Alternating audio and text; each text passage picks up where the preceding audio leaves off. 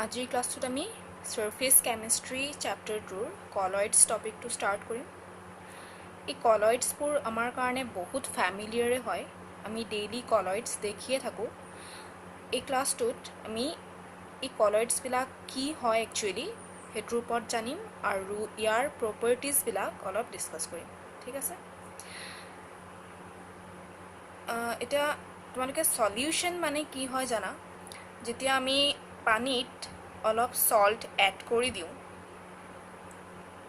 নিমখ আৰু পানী ভালকে মিক্স হৈ যায়, ভালকে মিক্স হৈ ই এটা সলিউশন ফৰ্ম কৰে, ৰাইট। অলৰেডি তোমালোকে সলিউশন চেপ্টাৰটো পঢ়িছাই।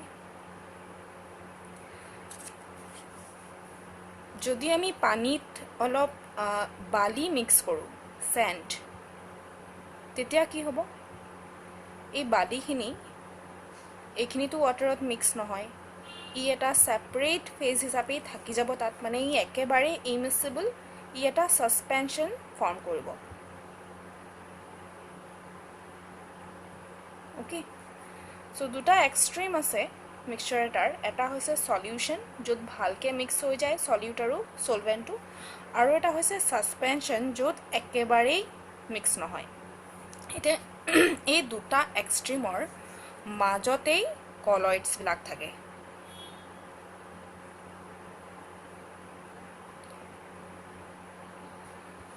যদি পানীত অলপ আটা জাতীয় কিবা এটা আমি মিক্স কৰোঁ, তেতিয়া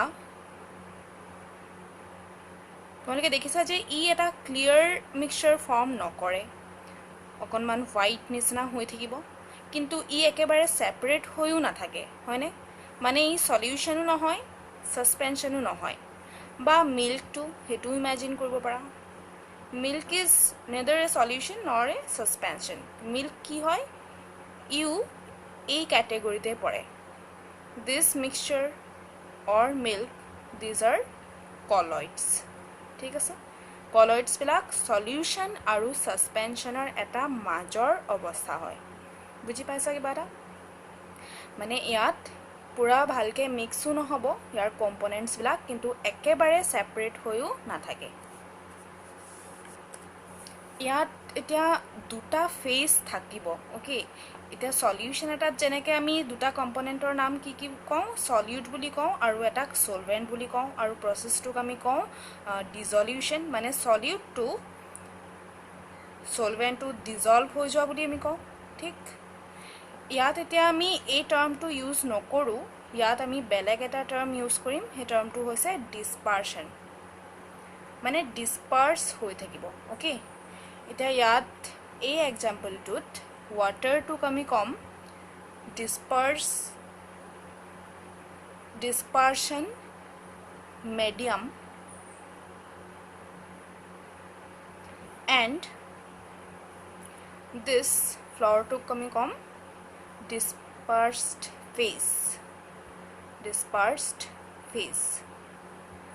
মানে তোমালোকে ইয়াৰ লগত কম্পেয়াৰ কৰিব পাৰা, যেনেকৈ সলিউশন এটাত সলিউট আৰু সলভেন্ট থাকে, এই সলিউটটো সলভেন্টত ডিজলভ হৈ থাকে, ঠিক তেনেকৈ কলয়েড এটাত ডিসপাৰশন মেডিয়াম থাকিব আৰু ডিসপাৰ্সড ফেজ থাকিব, মানে সলভেন্টটো আৰু ডিসপাৰশন মেডিয়ামটো সিমিলাৰ বস্তু বুলি ধৰি ল'ব পাৰা, আৰু সলিউট আৰু ডিসপাৰ্সড ফেজটো। সো দিস ডিসপাৰ্সড ফেজ এইটো ডিসপাৰশন মেডিয়ামটোত ডিসপাৰ্স হৈ থাকিব, ডিজলভ হৈ আছে বুলি আমি ক'ব নোৱাৰোঁ, কাৰণ ই একেবাৰে মিক্স হৈ যোৱা নাই, সলিউবল হৈ যোৱা নাই, আমি এইটো টাৰ্ম ইউজ কৰিব পাৰোঁ ডিসপাৰ্স, ঠিক আছে। তো তোমালোকে সলিউশন আৰু কলয়েডৰ মাজৰ ডিফাৰেন্সটো বুজি পাইছা। এতিয়া ইয়াত মেইন পইণ্টটো আছে সলিউটৰ, মানে এই পাৰ্টিকলছবিলাকৰ সাইজৰ লগত, সাইজটোৱে ইয়াত মেটাৰ কৰে। যেতিয়া কোনোবা এটা কম্পোনেন্টৰ সাইজটো লেছ দেন 1 নেনোমিটাৰ হয়, তেতিয়া ই সলভেন্টটোত ভালকে সলিউবল হৈ যাব, তাৰমানে ই ডিজলভ হৈ যাব আৰু ই এটা সলিউশন ফৰ্ম কৰিব। সলিউশনত সলিউটৰ সাইজটো লেছ দেন 1 নেনোমিটাৰ হয়, বহুত সৰু থাকে। ওকে, আকৌ যদি এই পাৰ্টিকলটোৰ সাইজটো 1000 নেনোমিটাৰতকৈও ডাঙৰ হয়, ওকে, যদি সলিউট বুলিয়ে কৈছোঁ আৰু সেই পাৰ্টিকলটোৰ সাইজটো যদি ইয়াতকৈও ডাঙৰ হয়, তেতিয়া ই একেবাৰে ইমিছিবল হৈ থাকি যাব, ছেপাৰেটলি থাকি যাব, আৰু ই এটা সাসপেনশন ফৰ্ম কৰিব, যেনেকৈ চেণ্ডৰ পাৰ্টিকলৰ ক্ষেত্ৰত হৈছিল। চেণ্ডৰ পাৰ্টিকলৰ সাইজবিলাক বহুত ডাঙৰ হয়, গতিকে ই একেবাৰে ৱাটাৰত মিছিবল নহয়, ছেপাৰেটলি থাকি যায়। Now in case of colloids, the size of this dispersed phase, যিটো বস্তুক মিক্স কৰিব খোজা হৈছে, সেই সাবষ্টেন্সটোৰ particular সাইজটো in between 1 nanometre and 1000 nanometre হ'ব। পইণ্টটো বুজি পাইছানে? এই দুটা এক্সট্ৰিমৰ মাজত থাকিব পাৰ্টিকুলাৰ সাইজবোৰ, আৰু সেয়ে ই একেবাৰে ডিজলভ হৈও নাযায় আৰু সাসপেনশনো ফৰ্ম নকৰে, তাৰ মাজতেই থাকি যাব, আৰু তেতিয়াই কলইডটো ফৰ্ম কৰিব। So' in colloids the size of particles must be in between 1 nanometer to 1000 nanometer. এই ভ্যালুটো, এই ৰেঞ্জটো তোমালোকে মনত থব লাগিব। ইয়াৰ পৰা কোৱেশ্চন আহে কেতিয়াবা, ৰেঞ্জটো সুধে কেতিয়াবা। ওকে, আৰু এইটো মিটাৰতো কনভাৰ্ট কৰি মনত থৈ দিবা, ঠিক আছে? আচ্ছা, now there are different type of colloids based on the physical states of dispersion medium and dispersed phase. তাৰে ভিতৰত মই দুটামানহে ইয়াত মেনশ্যন কৰি দিম, এনেইতো ঢেৰ আছে। এটা ইম্পৰ্টেণ্ট কলইডৰ টাইপ হৈছে যেতিয়া ডিছপাৰ্সড ফেজটো, তাক মই DP বুলি লিখি দিছোঁ ইয়াত, আৰু ডিছপাৰ্সন মেডিয়ামটোক DM বুলি লিখিছোঁ। ওকে, ডিছপাৰ্সড ফেজটো যদি এটা সলিড হয় আৰু ডিছপাৰ্সন মেডিয়ামটো যদি লিকুইড হয়, এইমাত্ৰ আমি যিটো এক্সাম্পল লৈছিলোঁ ফাৰ্ষ্টটো, এই ফ্লাৱাৰ ইন ৱাটাৰ, এইটো টাইপতে পৰিব। চোৱা, সলিড ডিছপাৰ্সড ইন লিকুইড, তেতিয়া কলইডটোক সল বুলি কোৱা হয়। এইটো মনত থবা, sol is a colloid where a solid is dispersed in a liquid. ইয়াৰ এক্সাম্পল starchৰ এটা সল ফৰ্ম হ'ব পাৰে যদি আমি ৱাটাৰৰ লগত ইয়াক মিক্স কৰোঁ, ঠিক আছে? দেন গ্লু, আঠা, গ্লু হৈছে এটা সল, গ্লু এটা সলিউশ্যন নহয়। ওকে, আঠাটো ই এটা কলইডহে হয়। ঠিক তেনেকৈ চিলভাৰ বা গোল্ডৰো সল ফৰ্ম হ'ব পাৰে, এইবিলাকৰ ওপৰত আমি পিছত চাম কেনেকৈ ফৰ্ম হয়। Then if both DP and DM, মানে dispersed phase and dispersion medium, are liquids, দুইটাই লিকুইডো হ'ব পাৰে। এটা লিকুইড বেলেগ এটা লিকুইডত ডিছপাৰ্স হৈ থাকিব পাৰে, তেতিয়া তাক ইমালশ্যন বুলি কয়, ইমালশ্যন। আৰু ইয়াৰ এটা ভাল এক্সাম্পল হৈছে মিল্ক ইজ এন ইমালশ্যন। তাত ডিছপাৰ্স ফেজটোও লিকুইড, ডিছপাৰ্সন মেডিয়ামটোও লিকুইড।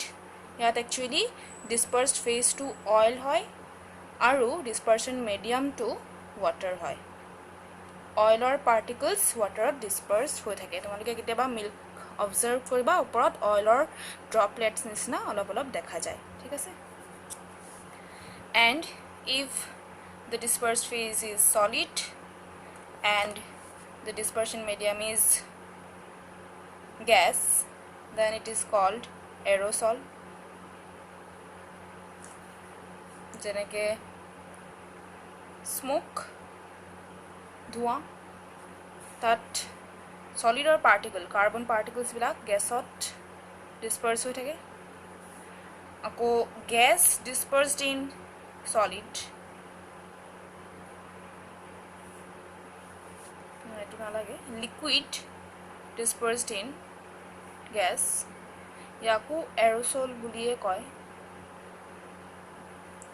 আৰু ইয়াৰ এটা এক্সাম্পল হৈছে ফগত ৱাটাৰ পাৰ্টিকলছবিলাক এয়াৰত ডিছপাৰ্স হৈ থাকে আৰু এটা কলইড ফৰ্ম কৰে, যাক আমি ফগ বুলি কওঁ, কুঁৱলীটো। ওকে, ঠিক আছে? এইকেইটা টাইপছ তোমালোকে মেইনলি এইটো সলটো মনত থ'বই লাগিব, আৰু ইমালশ্যনৰ ওপৰততো আগতে পঢ়িবলৈ আছিলেই, তোমালোকৰ এইটো চিলেবাছত আছিলে এতিয়া এইবাৰৰ কাৰণে বাৰু এইটো কাটি দিয়া হৈছে ষ্টিল ইমালশ্যন মানে কি হয় সেইটো এটলিষ্ট জানি থবা অ'কে লিকুইড ডিছপাৰ্সড ইন লিকুইড এটা এক্সাম্পল হৈছে মিল্ক আচ্ছা এতিয়া ক্লাছিফিকেশ্যনটো আমি অকণমান বেলেগ ধৰণেও কৰিব পাৰোঁ if we consider the interaction between DP and DM মানে ডিছপাৰ্স ফেজ আৰু ডিছপাৰ্চন মেডিয়ামৰ মাজত কেনেকুৱা ইণ্টাৰেকশ্যন হৈছে সেইটোৰ ওপৰত বেছ কৰি আমি দুটা টাইপৰ সল পাওঁ চ' উই আৰ ডিছকাছিং নাও সল আমি এইটো টাইপৰ কলইডহে এতিয়া ডিছকাছ কৰিম গোটেই চেপ্টাৰটোত মেইনলি এইটো টাইপৰ ওপৰতে আছে সল মানে হৈছে ডিছপাৰ্স ফেজটো সলিড হ'ব আৰু ডিছপাৰ্চন মিডিয়ামটো লিকুইড হ'ব অ'কে সেইটো টাইপ ডিছকাছ কৰিম এইটোৰ ওপৰত ইমান ডিছকাছ কৰিবলৈ নাই জাষ্ট কি হয় সেইটো জানি ল'লে হ'ব বাকীখিনি ইয়াত এতিয়া আমাক নালাগে ঠিক আছে চ' there are two types of sol based on the interaction between dispersed phase and dispersion medium one is lyophilic sol lyophilic sol মানে হৈছে liquid loving sol liquid loving এটা সোয়া সলত কি হয় ডিসপারশন মিডিয়ামটো লিকুইডে থাকে আৰু ফেজটো সলিড হয় এটা ইয়াৰ এটা এক্সাম্পল মই কৈ লৈছোঁ ষ্টাৰ্চৰ যিটো সল হ'ব সেইটো লায়োফিলিক টাইপৰ হ'ব ইয়াত কি হয় ষ্টাৰ্চৰ তোমালোকে ফৰ্মুলা যদি জানা তেতিয়া দেখিবা যে তাত তাৰ মলিকুলত এনেকুৱা OH গ্ৰুপছ ঢেৰ আছে ঠিক আছে OH গ্ৰুপ আছে গতিকে যেতিয়া ইয়াক ওয়াটাৰৰ লগত মিক্স কৰা হ'ব তেতিয়া এই OH গ্ৰুপবিলাকে ওয়াটাৰৰ লগত ইন্টাৰেকশ্যন কৰিব ৰাইট হাইড্ৰোজেন বন্ড ফৰ্ম কৰিব গতিকে ইয়াত এটা কেমিক্যালি মানে ইন্টাৰেকশ্যন হৈ গৈছে হেয়ে এনেকুৱা ধৰণৰ সল এটা ইজিলি প্ৰিপেয়াৰ কৰিব পাৰি দে আৰ লিকুইড লাভিং মানে লায়োফিলিক সলবিলাকত তাৰ যিটো ডিসপাৰ্সড ফেজ হ'ব সেই ডিসপাৰ্সড ফেজটোৰ ডিসপাৰশন মিডিয়ামৰ লগত এটা ইন্টাৰেকশ্যন থাকিব মানে ফোৰ্স অফ এট্ৰেকশ্যন এটা থাকিব আৰু সেই ফোৰ্স অফ এট্ৰেকশ্যনটোৱে সলটো প্ৰিপেয়াৰ হোৱাত হেল্প কৰিব so this type of sol can be easily prepared just mix কৰি দিলে হ'ব স্টাৰ্চ ওয়াটাৰত মিক্স কৰি দিলেই ষ্টাৰ্চৰ সলটো ফৰ্ম হৈ যাব ই নিজে নিজেই বনাই ল'ব বনটো ফৰ্ম হৈ যোৱাৰ কাৰণে ঠিক আছে আৰু এনেকুৱা সল ষ্টেবল হ'ব সেই সলটো আমি থৈ দিলেও ইয়াৰ মানে ইন্টাৰেকশ্যনটো থাকিবই গতিকে ই ডিসপাৰশন এই ষ্টাৰ্চৰ পাৰ্টিকলবিলাক ওয়াটাৰত ভালকে ডিসপাৰ্স হৈ থাকিব so this will form a stable sol আকৌ মানে তলত পাৰ্টিকলছবিলাক পৰি নাযায় ওকে সেটেল হৈ নাযায় এইটো ডিসপাৰশন হৈয়ে থাকিব ইয়াত